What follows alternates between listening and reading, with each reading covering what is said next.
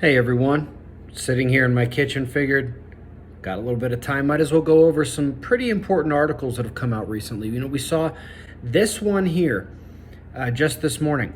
It was talking about the changes in the upper level of the atmosphere, and these are some of the changes that don't necessarily fit with the anthropogenic emission story of global warming.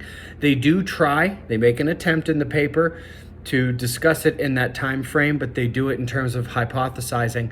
In reality, we have seen several papers recently that actually discuss these changes at the top of the sky being directly related to Earth's magnetic pole shift and the weakening of our magnetic field, the most important and underserved topic in the natural world at this time. You might remember just a couple of days ago, we got this article here, which expressly mentions the fact that the changes that we're seeing up at the top of the sky do not fit with the paradigm of climate change as it's being delivered to us. And they actually go into the idea that, hey, what if this is actually from the changes of the geomagnetic field? Now, we have over the years covered several other articles that discuss this in the exact same way. But it is the trickle-down effect combined with the fact that this area of the top of the sky they're discussing, it's the ceiling of the global electric circuit, which directly ties the top of the sky down to the ground level atmosphere. And this is one of the reasons why from the ground level weather to the jet streams and how they're changing, including the most upper level jets in the polar vortex, is in fact symptomatic of Earth's pole shift. This is exactly the kind of relatively complex, high-level detail type study that simultaneously can tell, even if you're not into the science, even if you can read either of these papers and say, I don't really understand a lot of what they're talking about, conceptually, this is one of the ways we know that Earth's magnetic field is having a profound impact on our weather, in addition to everything else we've shared. In addition to what you should already know about Earth's magnetic field weakening and the magnetic pole shift, that it's going to present a significant cosmic radiation challenge to the biosphere, to pretty much every living creature on the planet. Where we are right now, I am literally expecting pretty much any day, any week now for us to get information on the next geomagnetic jerk that has occurred.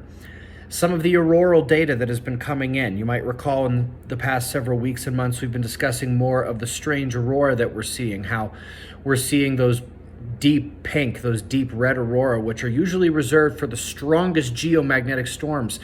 But we're not only seeing them, we're seeing them more often, and we don't have any serious geomagnetic storms. The reason why they're normally reserved for the geomagnetic storms is those are the only ones that allow a significant amount of that solar plasma to penetrate deep enough into the atmosphere to chemically produce those other colors.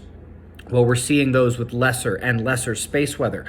So why is this happening more often? Why is it happening with lesser space weather? And that's because the weakening magnetic field is allowing that deeper and deeper penetration of the solar plasma into the atmosphere to allow it to create those colors that were once reserved for only the strongest geomagnetic storms.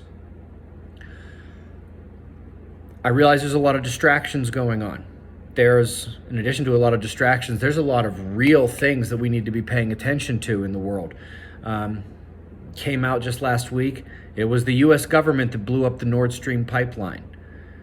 What happened in Ohio with the train derailment and the chemical contamination. This should be the number one story on every news channel in the country. And there's essentially a media blackout. Then there's whatever it is that they're trying to throw at us to distract us with these objects being shot down, with the entertainment industry in its various forms, keeping us distracted, or, in some cases, intentionally aiming to distract our community who recognizes the, for lack of a better term, satanic messaging that is coming across with them. Then there's World War III, which could break out any day now. And it's just important, and I've said this before, and let me reiterate again, to keep our eyes on all of it. If you find that you are distracted with other things in life, make room for the reality of the geocultural, political, societal conditions that are coming to prevail these days, and make sure that you keep an eye on what's happening with the weather, Earth's magnetic field. And even though some of these changes at the top of the sky don't immediately affect us right now, they should be intimate reminders of exactly what's coming, of exactly the reality of things like climate change, the magnetic pole shift, and what it's going to mean for the world in the coming years. All of that very important. Anyway, because I know there's going to be questions asked, we are basically running out of these shirts. They are very nice. They're very comfortable. Pretty soon we're going to have Suspicious Observers and Space Weather News gear down below the video. I know it's not there right now.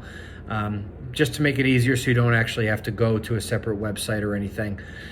Still getting a lot of emails about people asking about ways to get involved in Observer Ranch.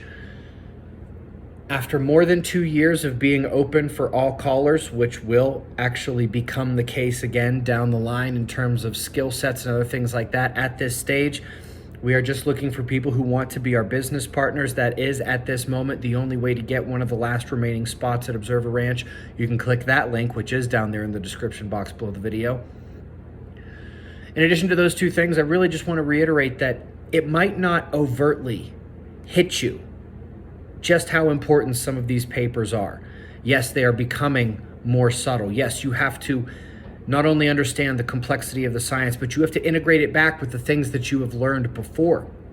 Peer-reviewed papers from months ago, from years ago, and see the bigger picture while being distracted by what we can only really actually call the Matrix. It is presenting us with a false reality so that they can use us for something else we can be taken advantage of.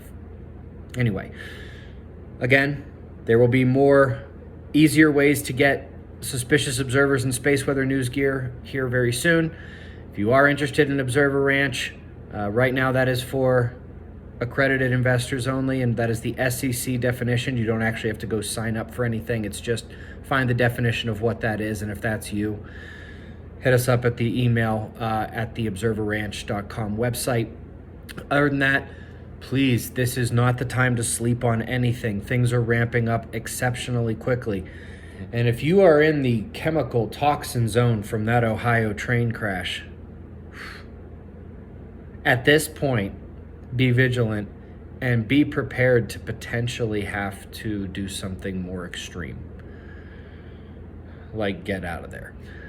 This is not a joke. These are pretty bad chemicals that we're talking about here. So, eyes on all of it.